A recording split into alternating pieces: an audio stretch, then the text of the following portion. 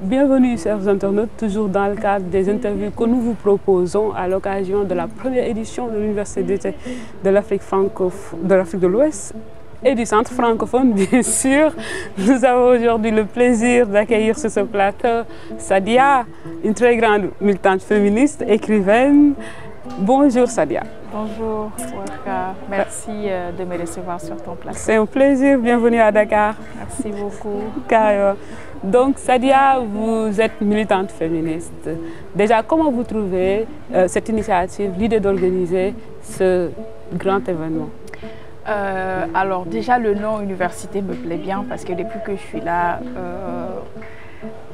comme l'a dit Chanceline, je n'ai jamais été autant nourrie féministement.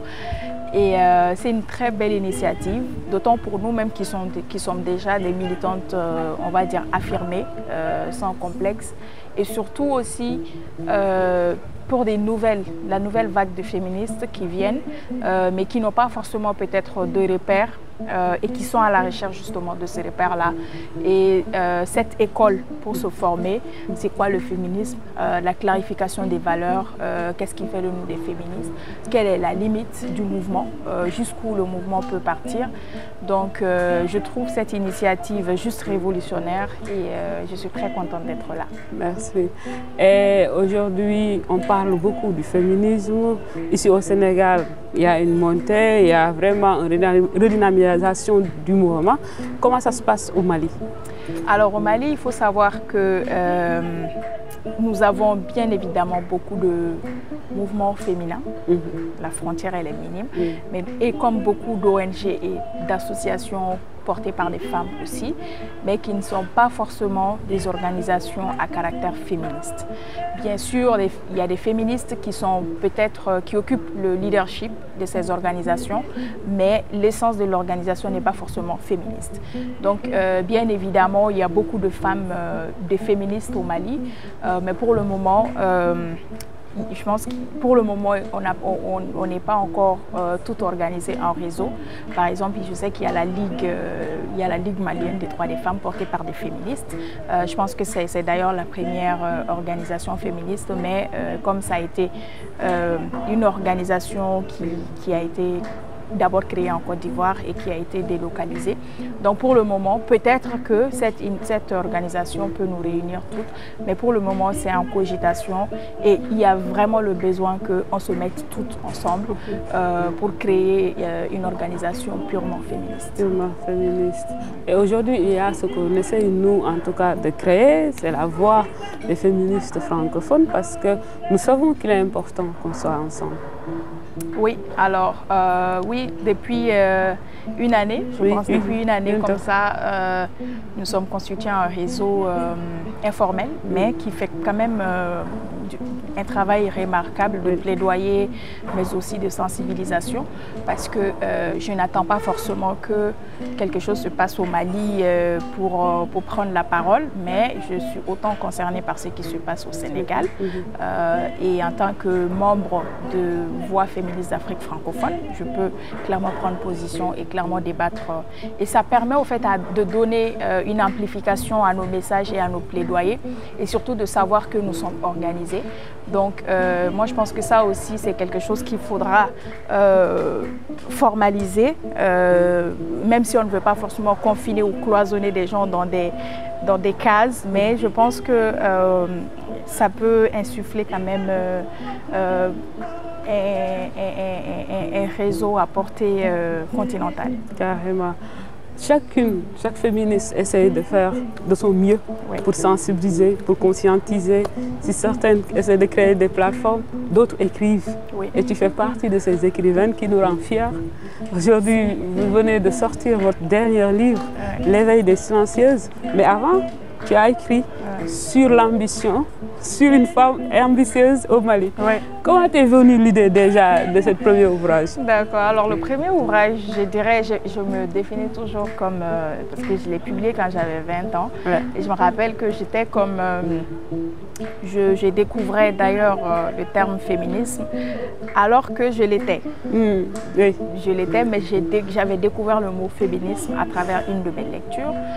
Et entre-temps aussi, le militantisme pour moi, je pense que je l'ai commencé depuis mes 13 ans. Donc, je voyais beaucoup de personnes autour de moi, je regardais beaucoup autour de moi.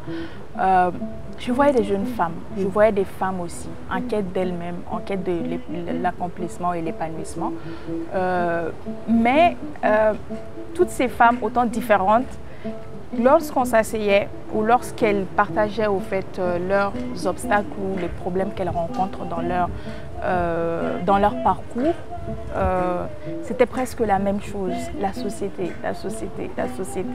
Et cette difficulté à s'épanouir pleinement du fait qu'elles sont ambitieuses et du fait qu'elles veulent avoir une autre vie que seulement d'être confinées dans des rôles déjà préétablis. Donc à cet âge-là, je me posais beaucoup de questions, je lisais beaucoup, je regardais aussi autour de moi. Et moi-même, j'expérimentais cette quête de moi-même dans cette société-là. Et donc, c'est comme ça que l'idée m'est venue. Et je me rappelle que quand j'ai sorti les livres et que je suis allée le présenter à ma famille, mon grand-père fut le premier à me dire prétentieuse, extrémiste, à cause du mot ambition. Parce qu'on pense que ambition et femme ne doivent pas rimer ensemble. Donc, je pense que quelques années plus tard, je ne regrette pas pourquoi j'ai posé d'abord ce premier acte, parce que bien sûr, j'ai traité beaucoup de sujets comme l'excision, le mariage précoce, l'ambition en tant que telle, et surtout comment notre société malienne, bien sûr avec tout ce dualisme, la religion, la confusion autour de la religion, autour de la culture et autour bien sûr de la loi, donc tout ce dualisme-là et tout ce qu'on confond et surtout le rôle des femmes ou la place des femmes dans ces trois dogmes et tout. Donc moi, je ne me retrouvais pas, donc j'ai essayé de traiter, et surtout à cette époque, j'étais beaucoup en colère. Je pense que beaucoup de personnes qui ont lu le livre ont affirmé qu'au fait, quand ils lisaient, il y a des pages où j'ai eu l'impression que j'allais les gifler. Et ça, c'était vraiment, j'étais en colère à cette époque-là. Et maintenant, je pense avoir un peu pris de la maturité. Je ne suis plus en colère, mais je n'accepte pas forcément tout ce qu'il y a autour de moi, mais ce n'est plus une colère. Je regarde et j'agis aussi. Agir. Et tu es resté dans la même perspective en dénonçant avec l'autre livre, évidemment. Oui. Hein? Et oui, mais avec beaucoup plus de maturité. Exactement. Parce qu'il est important de raconter nous-mêmes nos propres histoires, de donner cette version féminine, parce qu'en général, quand il y a des personnes qui traitent ce genre de sujets, c'est souvent des hommes. Et eux aussi, avec leur position de privilégiés, ils n'ont pas tous les aspects. Et là, vous nous revenez avec l'éveil des silencieuses. On nous parle de quoi dans ce livre? Alors, l'éveil des silencieuses, je raconte deux univers différents. C'est un roman, donc deux univers différents. D'abord l'une citadine qui est loin, qui répond à toi, ton profil, moi mon profil, le profil d'une autre femme qui s'épanouit pleinement, qui cherche à faire une carrière, qui cherche l'amour. Et donc ça déjà, je me suis rendu compte que les femmes ne clament pas forcément leur droit ou leur part de l'amour dans notre société. Généralement, on nous demande de nous marier à celui qui est prêt, à celui qui répond à des besoins essentiels ou existentiels, comme pouvoir nous prendre en charge, pouvoir nous accepter. Et c'est plus tard que l'amour vient. Donc déjà, dans cet univers-là, elle clamait tout de suite son droit à l'amour. Donc ça, c'est cet univers-là. Et le deuxième univers, c'est l'univers de Doussou, qui vit plus en milieu rural. et comme un milieu rural et tout, qui va à l'école, mais juste dont les parents ne comptent pas beaucoup pour ses études, mais dont elle-même, elle veut vraiment aller loin à l'école. Et donc, pourquoi j'ai créé ces deux univers? Je parle de plusieurs sujets, d'abord comme l'esclavage par ascendance. C'est le thème central de ce livre-là. Pour ceux qui sont au Mali ou qui sont un peu familiers à l'actualité malienne, savent qu'en première région, dans la région de Caille, bien évidemment, ce n'est pas que Caille seulement qu'existe la pratique de l'esclavage par ascendance, c'est dans beaucoup de régions. Mais aujourd'hui, à Caille, c'est une pratique qui prend une posture de violence, parce qu'il y a des communautés qui ne sont plus d'accord. Celles qui subissent, qui ne sont plus d'accord pour être appelées esclaves et qui commencent à se rebeller. Et cet acte de rébellion est suivi d'une oppression et d'une répression très violente de la communauté dite bourgeoise. Voilà la communauté bourgeoise, ceux qui sont des maîtres et qui bien sûr voient leur privilège qui va tomber avec cela. Donc j'ai mené une étude dessus parce que j'ai travaillé sur la question en 2019.